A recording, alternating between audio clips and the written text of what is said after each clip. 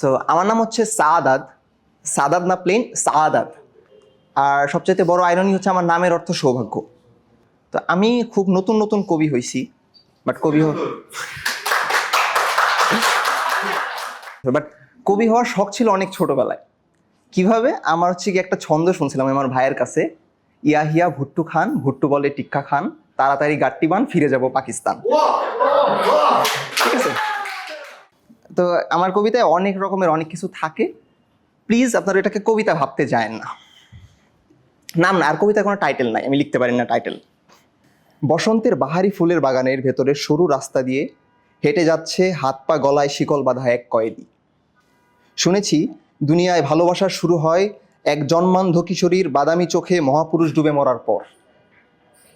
দৃষ্টিহীন চোখের কৃষ্ণ গহ্বর ভারে গোটা দুনিয়া যখন এলোমেলো হয়ে মহাকর্ষ টানে তার চোখে গিয়ে ডুবে, তখন মহাপুরুষের যজ্ঞের অর্চনা চোখের মায়ার জলে মিশে ভালোবাসা হয়। যখন বাদামি চোখের অন্ধ কিশোরী বিশ্ব তার চোখে নেয়, তখন পক্ষীরাজে চড়ে পালিয়ে আসে এই কয়েদি। মহাকাশের উপর লাল কার্পেটের রাস্তায় পক্ষীরাজ ছুটিয়ে আলোক বাহিনীকে হারিয়ে পরাস্ত করে সে পাড়ি দেয় মায়াজাল। নিদারুণ ভয়াবহতায় একাকিত্বের সাগর পাড়ি দিয়ে যেই খানিকটা পারের খোঁজ পায়, তখনই দেখে তার দিকে তীক্ষ্ণ নজরে চেয়ে আছে বাদামি চোখের সেই অন্ধ কিশোরী।